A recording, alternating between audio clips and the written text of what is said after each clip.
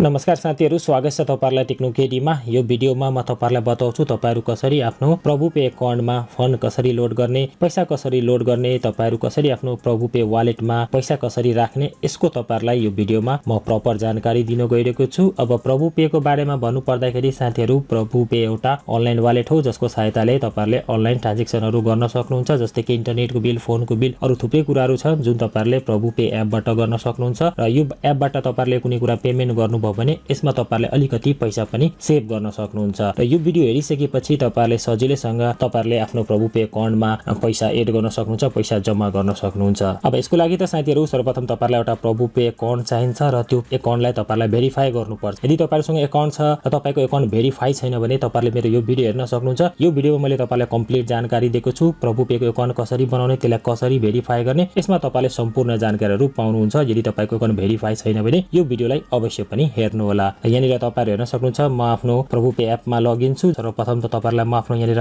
Balance देखाइदिन्छु। जस्तै कि यहाँनिर हेर्न सक्नुहुन्छ, मेरोमा यहाँनिर अहिले 30 रुपैयाँ ब्यालेन्स छ। अब यहाँनिर म के गर्छु भने अगेन म मेनुमा जान्छु र मेनुमा साथीहरु माथि हेर्न सक्नुहुन्छ एउटा अप्सन रहेको छ लोड फन्ड। यो लोड फन्डको अप्सनमा एकचोटी यसरी टच गर्नुस् र यहाँनिर तपाईहरुको अगाडि एउटा यस्तो इन्टरफेस खुल्छ। अब यसमा साथीहरु तपाईहरुलाई चारवटा अप्सनहरु देखाउँछ, जस्तै कि एउटा mobile banking, internet banking, load by card, connect IPS. यसमा साथीहरु यदि तपाईहरुलाई प्रभु पे अकाउन्टमा पैसा लोड गर्नु छ भने यसको लागि तपाईहरुलाई तपाईको कुनै बैंकमा खाता छ भने त्यो खातामा तपाईको इन्टरनेट बैंकिङ, मोबाइल बैंकिङ अथवा तपाईसँग डेबिट कार्ड अथवा क्रेडिट कार्ड छ भने त्यो यहाँनिर चाहिन्छ। र यो भिडियोमा म तपाईहरुलाई मोबाइल बैंकिङबाट तपाईहरु कसरी प्रभु पे एपमा पैसा राख्ने त्यो कुरा बताउँछु। जस्तै कि मसँग यहाँनिर मोबाइल बैंकिङ छ, मेरो एनआईसीएसीमा मैले एउटा खाता खोलेको छु, त्यसमा मेरो मोबाइल बैंकिङ पनि एक्टिभ छ। अब यहाँनिर म तपाईहरुलाई यही फर्स्टको अप्सनको बारेमा बताउँछु, मोबाइल बैंकिङको बारेमा। अब तपाईहरुसँग पनि बैंकमा खाता छ र त्यो खातामा तपाईको मोबाइल बैंकिङ इनेबल छ भने, मोबाइल बैंकिङ सर्भिस एक्टिभ छ भने यो केसमा तपाईहरु यो मोबाइल बैंकिङको अप्सनमा क्लिक गर्नुस्। यदि तपाईहरुकोमा इन्टरनेट बैंकिङ एक्टिभ छ भने तपाईहरुले इन्टरनेटको बैंकिङमा पनि क्लिक गर्न सक्नुहुन्छ। जस्तै कि म मोबाइल बैंकिङ युज गर्छु, सिम्पली यहाँनिर म मोबाइल बैंकिङमा क्लिक गरे, त्यसपछि यहाँनिर तपाईहरुको अगाडि एउटा यस्तो इन्टरफेस खुल्छ। अब यसमा तपाईहरुलाई यहाँनिर तपाईको बैंक चुज गर्न भन्छ। जस्तै कि मेरो एनआईसीएसी बैंक हो, सिम्पली यहाँनिर तल गर्छु र तल यहाँनिर एनआईसीएसी बैंकको एउटा अप्सन छ। यो अप्सनमा एकचोटी यसरी टच गरे, अब यसमा साथीहरु तपाईहरुले 500, 1000, 2000 र 3000 सम्म यसमा राख्न सक्नुहुन्छ र यसमा अरु अप्सनहरु पनि छ, तपाईहरुले अरु पैसा पनि राख्न सक्नुहुन्छ। जस्तै कि यहाँनिर म 500 राख्न चाहन्छु र यहाँनिर मैले 500 मा क्लिक गरे र माथि 500 आइसक्यो। अब यहाँनिर रिमार्कमा कुनै एउटा कारण दिन भनेको छ, जस्तै कि यहाँनिर म केडी लेख्दिन्छु, तपाईहरुले यसमा कुनै एउटा कारण लेख्न सक्नुहुन्छ।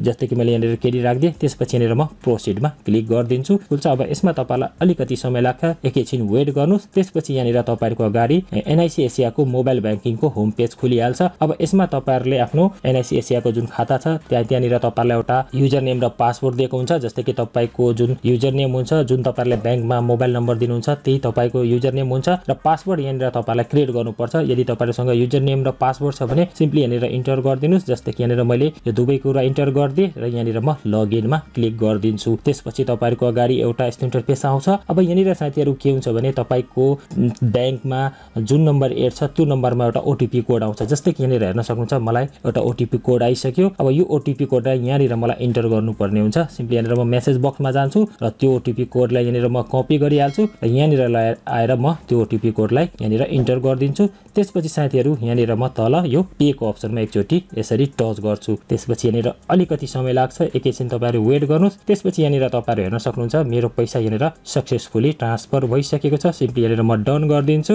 र यहाँनिर तपाईहरु हेर्न सक्नुहुन्छ, मलाई एनआईसी एसिया बैंकबाट मेरो पैसा ट्रान्सफर भएको मेसेज पनि आइसक्यो। जस्तै कि यहाँनिर तपाईहरु हेर्न सक्नुहुन्छ। अब साथीहरु यहाँनिर म तपाईहरुलाई आफ्नो प्रोफाइलमा लगेर मेरो प्रोफाइलमा पैसा आयो कि आएन त्यो कुरा पनि यहाँनिर देखाइदिन्छु। सिम्पली यहाँनिर म आफ्नो प्रोफाइलमा जान्छु र यहाँनिर म यो रिफ्रेशको अप्सनमा क्लिक गरेर यसलाई रिफ्रेश गर्छु। र यसमा साथीहरु यहाँनिर के हुन्छ भने अलिकति समय लाग्छ, कुनै बेला 1 मिनेटमै आइहाल्छ, कुनै बेला 1-2 मिनेट लाग्न सक्छ। एकैछिन तपाईहरुले यहाँनिर वेट गर्नुपर्छ। जस्तै कि यहाँनिर म रिफ्रेश गरे र यहाँनिर तपाईहरु हेर्न सक्नुहुन्छ, मेरो खातामा पैसा यहाँनिर आइसक्यो 530 रुपैयाँ। अघि मेरोमा 30 रुपैयाँ थियो र अहिले तपाईहरु यहाँनिर हेर्न सक्नुहुन्छ 530 रुपैयाँ आइसक्यो। र यहाँनिर साथीहरु म तपाईलाई एउटा कुरा के भन्न चाहन्छु भने यदि तपाईहरुले यो सेम प्रोसेसबाट पैसा ट्रान्सफर गर्नुभयो तर तपाईको अकाउन्टमा पैसा आएन भने यो केसमा तपाईहरु यो कन्ट्याक्ट अस भन्ने एउटा अप्सन हुन्छ, यो अप्सनमा क्लिक गर्नुभयो भने यहाँनिर तपाईहरुलाई केही प्रभु पे को जुन सर्भिस सेन्टरको नम्बरहरु खुल्छ, त्यो नम्बरमा फोन गरेर सोध्न पनि सक्नुहुन्छ तपाईको अकाउन्टमा किन पैसा आएन। र यो भिडियोबाट म यही बिदा माग्छु। जय नेपाल।